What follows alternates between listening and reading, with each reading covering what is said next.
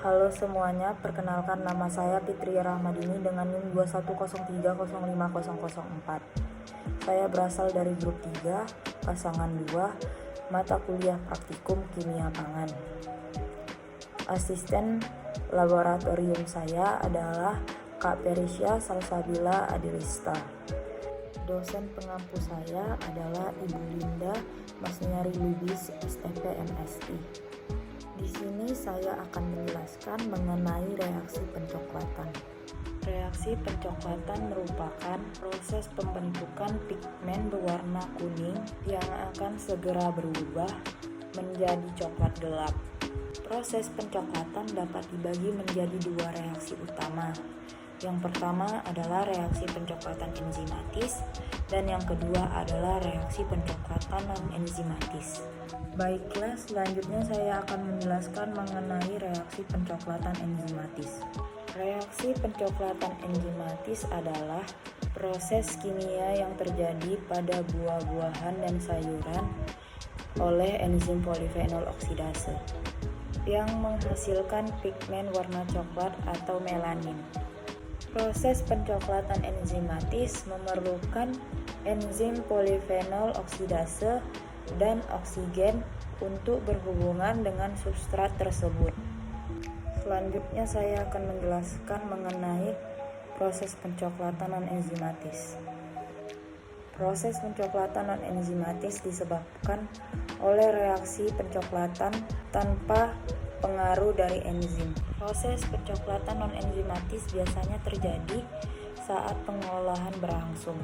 Umumnya, proses pencoklatan non-enzimatis terbagi atas dua macam reaksi.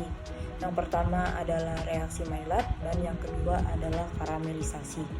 Selanjutnya, penyebab terjadinya reaksi pencoklatan pada permukaan kulit tanaman hortikultura disebabkan oleh berbagai hal seperti penentuan umur panen yang kurang tepat, perlakuan yang kurang baik saat proses transportasi, reaksi enzimatis, dan mikroorganisme. Selanjutnya di sini saya akan menjelaskan mengenai cara pencegahan reaksi pencoklatan. Yang pertama adalah pengurangan oksigen dan penggunaan antioksidan, misalnya vitamin C. Yang kedua, mengkontrol reaksi Browning enzimatis dengan menambahkan enzim mometil transferase sebagai penginduksi. Selanjutnya yang ketiga adalah pemanasan untuk menginaktifasikan enzim-enzim. Enzim umumnya bereaksi optimum pada suhu 30-40 derajat Celcius.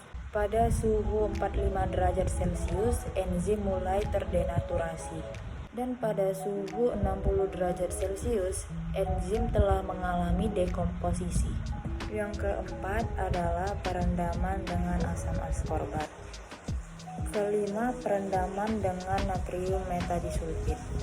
Yang keenam adalah mengurangi komponen-komponen yang bereaksi Browning melalui deaktivasi enzim fenolase yang mengandung komponen Cu atau suatu kofaktor esensial yang terikat pada enzim. Selanjutnya saya akan menjelaskan mengenai keterkaitan pencoklatan terhadap bahan pangan.